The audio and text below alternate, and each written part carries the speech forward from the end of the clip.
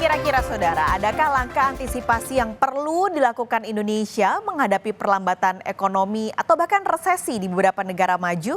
Pagi ini, Kompas Bisnis sudah bersama Fitra Faisal, senior ekonomi Samuel Sekuritas Indonesia, sekaligus akademisi Universitas Indonesia. Selamat pagi, Mas Fitra. Mas Fitra, boleh di-unmute audionya, Mas? Oke, maaf. Oke, nah ini udah Selamat pagi kedengeran Bapak Stalis. suaranya. Selamat pagi Mas Fitra. Jadi boleh diberi gambaran dulu Mas, sebenarnya kondisi ekonomi global dengan banyaknya negara yang mulai resesi ini apakah sebegitu mengkhawatirkan ya? Ya, sebenarnya kejadian ini sudah bisa diduga ya, karena ini adalah dampak dari the Fed higher for longer stance. Kalau kita lihat bagaimana the Fed dalam beberapa tahun terakhir kan kecenderungannya menaikkan suku bunga dan sampai sekarang masih ditahan di level suku bunga yang tinggi dan pada akhirnya itu menghasilkan apa yang disebut sebagai systemic demand destruction. Jadi global demand itu mengkerut ya secara Oke. sistematis. Dan kita lihat negara-negara maju ini adalah negara-negara yang paling terhubung ya dengan Amerika Serikat dan kemudian paling cepat gitu ya dampaknya. Meskipun Amerika Serikat sendiri sekarang oke-oke saja, bahkan kemarin pertumbuhan ekonomi mereka di atas konsensus. Tapi at the expense of Europeans, at the expense of other developed countries. Nah kalau kita lihat misalnya kenapa sih Inggris misalnya, Inggris memang sudah mengalami kesulitan semenjak beberapa tahun terakhir karena ongkos energi tinggi plus juga tight monetary policy. Kenapa Jepang resesi? Resesi Jepang juga bukan karena tight monetary policy, mereka bahkan tidak menaikkan suku bunga sama sekali selama beberapa tahun terakhir. Tapi mereka memang kekurangan firepower. Demand mereka memang sudah terlalu rendah karena ada aging society atau aging population di sana yang sudah terjadi selama 10 tahun terakhir dan tambah parah lagi dengan peristiwa pandemi. Nah, Jerman juga seperti itu karena memang global demand mengkerut, maka industri mereka itu kan kekurangan pembeli gitu ya di apa namanya dari sisi global. Perancis masih agak mending, kenapa? Karena mereka masih bisa mengandalkan sektor pariwisata dan itu salah satu kuncinya bahwa kita harus mendiversifikasi sumber pertumbuhan ekonomi kita, gitu, Mbak Pastelis. Oke, berarti ada global demand yang melambat yang artinya Indonesia kan juga bergantung pada ekspor impor dan perdagangan global ya Mas Fitra. Ini mungkin nggak akan ada dampaknya juga ke negara berkembang atau Indonesia malah? Ya pasti ada dampaknya, tetapi kita lihat apakah dia akan lebih besar dibandingkan dengan yang lain. Kita lihat dulu dari sisi perdagangan internasional. Di sisi perdagangan internasional, untungnya kemarin kita masih surplus 45 kali berturut-turut, bahkan surplus kita kemarin 2 billion US dollar itu juga cukup bagus untuk menumpuk cadangan devisa kita. Tetapi kalau dibandingkan dengan tahun 2022, ini surplus-surplus ini atau perdagangan kita sudah sepertiganya dari yang tahun-tahun sebelumnya. Artinya ini surplusnya pun semakin mengkerut. Nah, artinya sumber pertumbuhan ekonomi kita akan semakin terbatas. Nah, untungnya di saat yang bersamaan, domestic demand kita agak cukup meningkat gitu ya dalam konteks itu karena demand kita itu kontribusinya lebih dari 50% dari keseluruhan kontribusi pertumbuhan ekonomi. Jadi kita somewhat muddle through lah dengan segala kondisi itu. Dan memang ini juga ditambah juga dengan keadaan kita yang sebenarnya quite unfortunate, tapi di sisi yang lain kita tidak sangat terhubung dengan global production network dan juga regional production network. Sehingga apa yang terjadi di negara-negara maju terutama itu tidak terlalu berdampak kepada Indonesia. Mungkin akan berdampak sooner or later, tetapi bukan yang paling cepat terdampaknya. Mungkin yang paling cepat terdampak itu dari sisi regional ASEAN itu ada Vietnam, ada Thailand karena mereka sangat berpartisipasi dalam jaringan nanti produksi regional, Oke. tapi tidak dengan Indonesia. Berarti kalau Indonesia misalnya sooner or later tadi ya Mas Fitra, adakah sektor-sektor yang sekarang harus didorong gitu yang masih bisa bertahan sampai nanti terutama di ekspor karena angkanya sudah mulai turun terus nih akhir-akhir ini kan?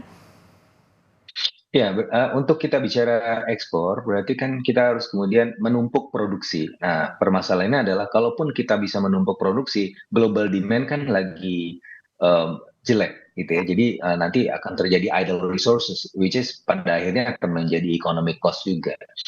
Nah, dalam kondisi seperti ini yang harus kita perkuat adalah basis-basis pertumbuhan ekonomi yang berasal dari dalam negeri. Nah, apa saja? Nah, salah satunya berasal dari sektor konsumsi. Nah, berarti pemerintah dalam hal ini harus melakukan upaya-upaya yang sifatnya counter cyclical, ya, dari sisi kebijakan pemerintah yang harus agak sedikit ekspansif, ya, untuk kemudian memberikan daya dorong terhadap perekonomian. Dan juga harus ada relaksasi juga di sektor keuangan, misalnya untuk di sektor perbankan supaya misalnya apa? Supaya loan growth-nya bisa lebih tinggi supaya aktivitas ekonomi juga lumayan tinggi. Nah, itu ada beberapa hal yang mungkin bisa dilakukan. Sembari juga menanti Bank Indonesia nanti menurunkan suku bunganya ya. Kemarin diumumkan Ya. stay di level 6% karena memang ada faktor inflasi yang harus diperhatikan.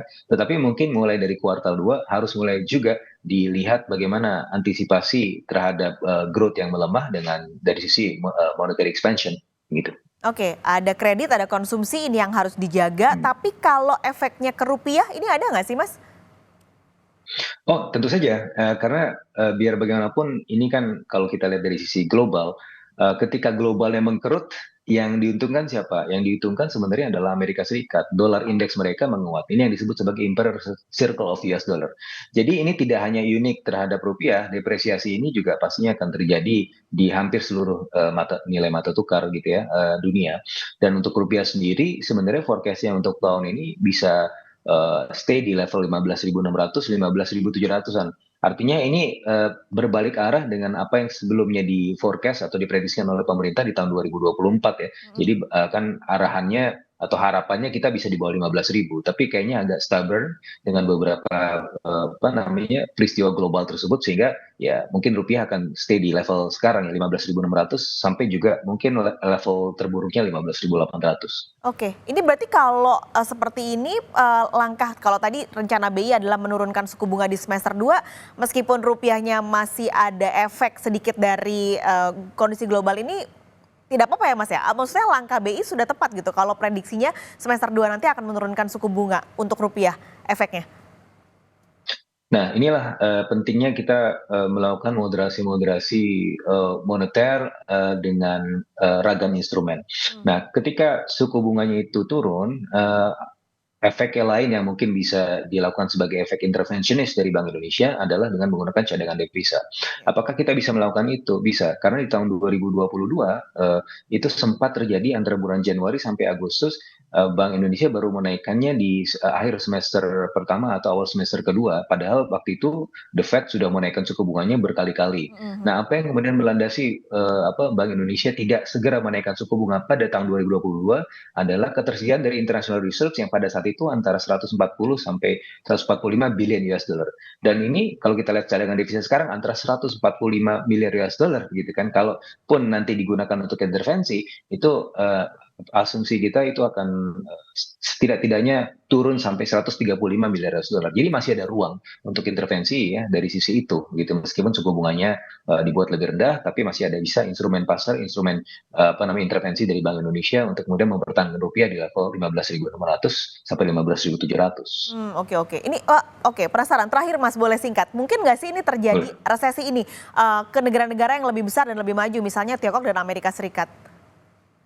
Tiongkok sendiri sebenarnya slowing is not a recession, tapi mereka slowing. Pertumbuhan ekonomi tahun ini diprediksi 4,5%, memang lebih lambat dibanding tahun lalu 5,2%. Jadi di wilayah Asia saya rasa masih agak jauh ya dari resesi karena komponen pertumbuhan kita masih cukup signifikan. Apalagi kalau dari sisi China, yang saya dengar mereka akan mulai secara sistematis mendepresiasi yuannya, yang pada akhirnya akan meningkatkan ekspor mereka, which is good untuk pertumbuhan ekonomi China. Yang kedua, mereka juga kemarin baru memangkas suku bunganya ya, dan ini untuk kemudian memacu sektor propertinya yang sumbangannya sekitar 25% dari GDP. Ah, Jadi saya rasa resesi dari Asia Timur ini agak mungkin tidak akan terlalu besar dampaknya. Memang Jepang ya, tapi Jepang memang sudah mengalami pertumbuhan ekonomi rendah sejak beberapa tahun terakhir gitu ya. Dan kita harapkan ini China meskipun slowing ya, tapi jangan, saya rasa untuk resesi belum sampai lah. oke. Mas Fitra, terima kasih untuk pandangan dan gambarannya pagi ini di Kompas Bisnis. Sampai ketemu lagi Mas, sehat selalu. Sampai ketemu.